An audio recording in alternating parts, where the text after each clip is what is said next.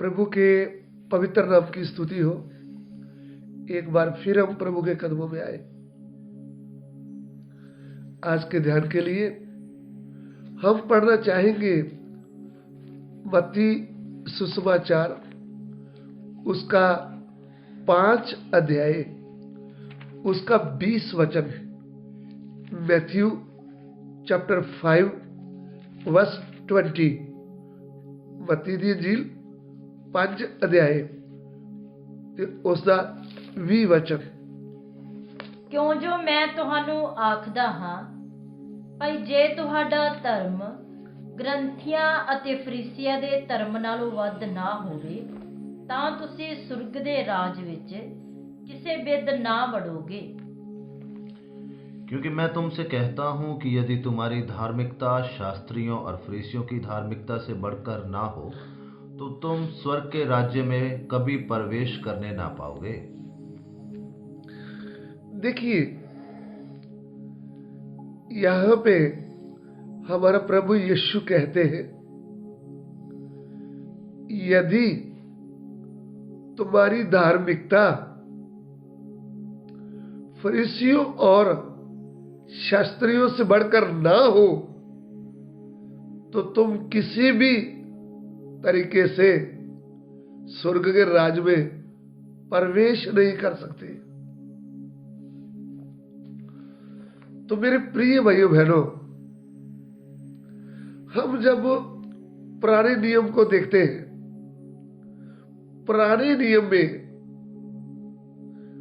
परमेश्वर ने मूसा के द्वारा जो व्यवस्था दी गई उसमें पुराने नियम के लोग जो थे वे प्रभु का भय मानते थे और परमेश्वर के ऊपर विश्वास करते हुए जीवते परमेश्वर के ऊपर विश्वास करने वाले को धर्मी कहते थे। और उसकी जीवती मिसाल आपको दिखाए तो शाऊल राजा जब इस्राएल का राजा बन गया तो उसने 2 वर्ष तक अच्छी तरह राज किया और फिर वह प्रभु के वचन को तुच्छ जाने लगा और अपने अगुए, उस समय जो सैमुएल था यहोवा का भविष्यवक्ता, उसकी भी बात मानना ना चाहा उसने। ऐसे में प्रभु उनसे नाराज हो गया, उनसे पवित्र आत्मा ले लिया और दूसरा आत्मा उनको दे दिया। अभी वो डरा हुआ है, दुश्मनों का सामना नहीं कर पा रहा। फिलिस्तियों और इस्राएलियों का युद्ध हो रहा है। तब 40 दिन बीत गए। फिलिस्ती एक साइड में खड़े हैं, इस्राएल की सेना एक साइड में खड़ी है। युद्ध शुरू होता ही नहीं। फिर उधर दाऊद जो लड़का था उधर जाता है और माहौल देखता है तो उसके मन में प्रभु का जलन आता है, क्योंकि प्रभु ने दाऊद को जब लड़का था जवान तभी उनको अपने लिए चुन लिया, उसको आत्मा का अभिषेक दिया। तो दाऊद ने मन में ठान लिया कि परमेश्वर की सेना को लज्जत करने वाला ये फिलिस्ती है कौन, उसका सामना मैं करूंगा और परमेश्वर उसको मेरे हाथ में देगा। उसने शाऊल राजा से बात किया कि मैं युद्ध लड़ूंगा उस फिलिस्ती से। तो शाऊल ने बोल दिया ठीक है। तब दाऊद विश्वास के साथ प्रभु को अपने साथ लेते हुए गोलियत का सामना किया तो गोलियत को मार गिराया। जब गोलियत को मार गिराया तब इस्राएल में बड़ी तारीफ होने लगी दाऊद की। लड़कियों ने ये भजन गा दिया कि शाऊल ने तो हजारों को मारा, दाऊद ने लाखों को मार दिया। तो इसमें शाऊल चिढ़ गया और दाऊद को मरवाना चाहा, किसी तरीके से भी दाऊद को मार डालूं ताकि कहीं वो राजा ना बन जाए। तो ऐसे में जब दाऊद को ऐसा बुरी सोच रख करके दाऊद के ऊपर हमला कर रहा था, तब दाऊद उधर से भाग गया और जाकर पहाड़ों में छुपने लगा। तो एक दिन क्या हुआ, शाऊल अपने 3000 सिपाहियों को लेकर दाऊद को ढूंढने चले गया। युद्ध तो दुश्मनों से करना था, फिलिस्तियों से, लेकिन फिलिस्तियों के साथ, दुश्मनों के साथ युद्ध करना भूल गया। आपस में युद्ध छेड़ दिया, दाऊद को ढूंढ रहा है मारने के लिए। तो वचन यूं कहता है कि दाऊद पहाड़ की एक गुफा में छुपा हुआ था। उधर अचनचेत शाऊल राजा भी कहीं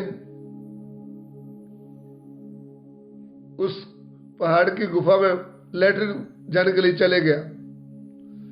लेकिन जब दाऊद पीछे छुपा हुआ था तो दाऊद के साथ वाले लोगों ने बोला, देखो प्रभु ने आपका दुश्मन आपके हाथ में दिया है, इनको मार डालो। लेकिन दाऊद कहता है ये तो परमेश्वर का अभिषिक्त है, उसने इनको अभिषिक्त किया है, राजा बनाया, मैं इसको ऐसे कैसे मारूंगा। जो अभिषेक के ऊपर हाथ उठाएगा वो कभी भी निर्दोष ना ठहरेगा। तो दाऊद ने उसकी जो चादर थी उसको थोड़ा सा काट लिया। जब शाऊल बाहर दूर चले गया तो दाऊद पीछे से आवाज देने लगा, मेरा पादशाह, मेरा राजा क्या एक मरे हुए कुत्ते को ढूंढ रहा था? क्या एक छोटा पंजाबी से हिंदी से उस एक पिस्सू के पीछे इस्राएल का बादशाह निकला है। यानी दाऊद अपने आप को मरे हुए कुत्ते के समान और एक पिस्सू के समान कह रहा है, और ये भी कहता है कि देख, आज यहोवा ने तुझे मेरे हाथ में कर दिया था, लेकिन कुछ लोगों ने बोला कि मैं तुझे मार डालूं, लेकिन मैंने मेरे पादशाह के ऊपर हाथ नहीं उठाया, क्योंकि आप यहोवा के अभिषेक किए हुए हो। जब ऐसा मैंने नहीं किया, फिर आप क्यों मेरे पीछे निकल पड़े मुझे मारने के लिए? तब शाऊल राजा उधर में दुख प्रकट करता है। वो बोलता है, तू मेरे से अधिक धर्मी है, यानी मेरे से बढ़कर तुझ में ज्यादा धार्मिकता है। मैंने तेरे साथ बुराई करने के लिए निकला, लेकिन तूने मेरे साथ भलाई किया है। तो मेरे प्रिय भाइयों बहनों, जब पुराने नियम में दाऊद राजा शाऊल के बुराई के बदले भलाई कर रहा है, तो हमारे लिए जो हम नए नियम के लोग हैं, हमें जब प्रभु यीशु ने अपने खून से धोकर धर्मी ठहराया है, रोमियो की पत्री 5 अध्याय उसका 9 वचन पढ़िएगा। सो जदों ਅਸੀਂ ਹੁਣ ਉਹਦੇ ਲਹੂ ਨਾਲ ਧਰਮੀ ਠਹਿਰਾਏ ਗਏ, ਤਾਂ ਇਸ ਨਾਲੋਂ ਬਹੁਤ ਵੱਧ ਕੇ ਅਸੀਂ ਉਹਦੇ ਰਾਹੀਂ ਉਸ क्रोध ਤੋਂ ਬਚ ਜਾਵਾਂਗੇ। हाँ, रोमी 5 का 9। अतः जबकि हम अब उसके लहू के कारण धर्मी ठहरे, तो उसके द्वारा परमेश्वर के क्रोध से क्यों न बचेंगे?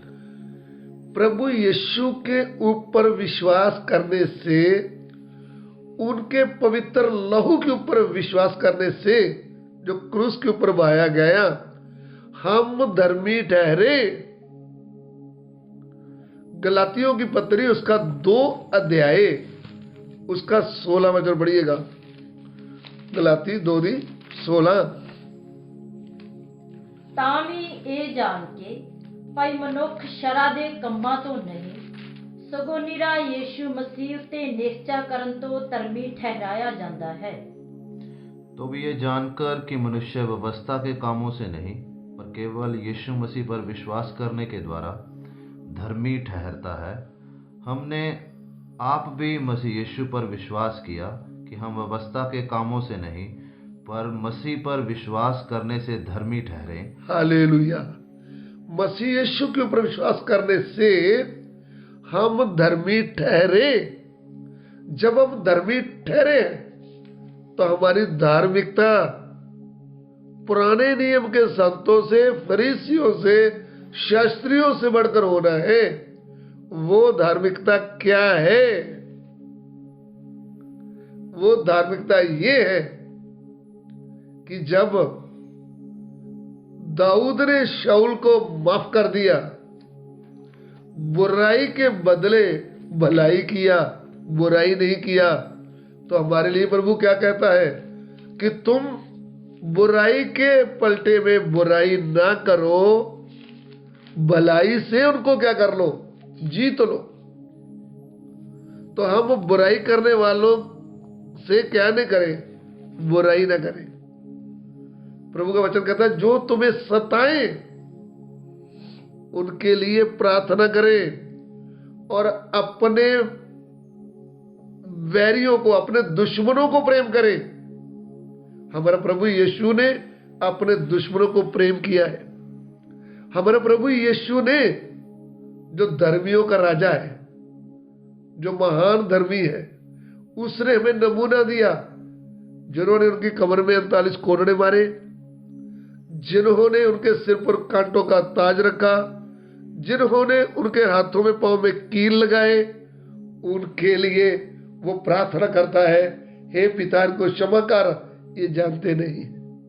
मेरे प्रिय भाइयों बहनों, आज वचन कहता है कि यदि तुम मनुष्यों को उनका पाप क्षमा नहीं करोगे तो परमेश्वर तुम्हारा भी पाप क्षमा नहीं करेगा। जब तुम खड़े होकर प्रार्थना करते हो, अरे तुम्हारा किसी के साथ विरोध हो तो पहले उनको क्षमा करो। इसलिए हम बुराई के बदले बुराई न करें, भलाई से उनको जीते और हमारी धार्मिकता फरीसियों और शास्त्रियों से बढ़कर हो, तभी हम स्वर्ग के राज्य में प्रवेश करेंगे। नहीं तो हम स्वर्ग के राज्य में कभी प्रवेश कर नहीं सकते। तो आज हम दूसरों को क्षमा करते हैं, हृदय से क्षमा करते हैं। हमारा भाई बहन क्षमा करने वाले, कोई हमारी बुराई करता है तो हम उसके साथ भलाई करते हैं या बुराई के बदले बुराई कर रहे हैं। जरा ध्यान से इस वचन के ऊपर ध्यान लगाए और जांचे अपने आप को, हमारा प्रभु हमसे क्या बोलता है। आइए हम सिर को झुकाएं, प्रार्थना करें। हमारे प्यार करने वाले परमेश्वर, हम आपका धन्यवाद करते हैं प्रभु। आज का वचन किधर भी जाए एक एक से बात कर, सभी आदर महिमा आपको देते हैं। हमारी विनती को ग्रहण कीजिए, यीशु मसीह के पवित्र नाम से मांगते हैं, आमीन।